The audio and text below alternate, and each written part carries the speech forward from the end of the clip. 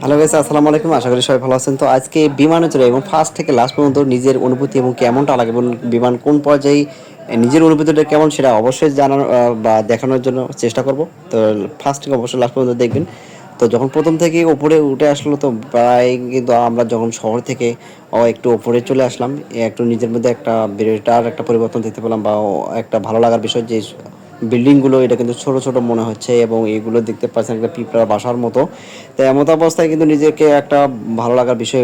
তারপর থেকে যখন নদীর উপর দিয়ে যাচ্ছিল সেই নদীটা দেখতে অবশ্যই দেখুন আঁকা বাঁকা কত সুন্দর হয়ে যাচ্ছিল। তো সব কিছু দেখেই কিন্তু নিজের মধ্যে একটা ভালো লাগার একটা ফিলিংস চলে আসলো।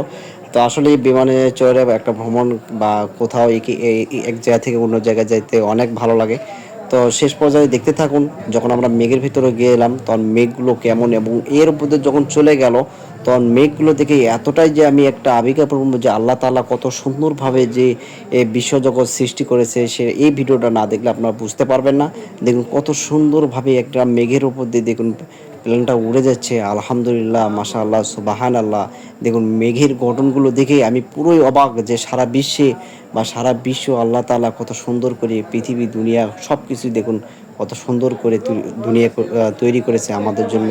সেই রব্বুল আলামিনের জন্য অবশ্যই আমরা কিন্তু সবসময় আল্লাহ তাআলার সেই গুণবাচক নাম অবশ্যই আমরা মনে প্রাণে সবসময় কিন্তু আমরা অবশ্যই নেব। তো দেখুন মেঘগুলো এতটা ভালো লাগার বিষয় ছিল যে নিজের চোখ এখান থেকে আমি ফিরিয়ে নিতে পারছিলাম যে মেঘের যে গঠন, যে আকারগুলো, যে কিভাবে মেঘগুলো এখানে জমাট বাঁধার মতো হয়েছে। ভিডিও ভালো লাগলে অবশ্যই লাইক এবং কমেন্ট করবেন।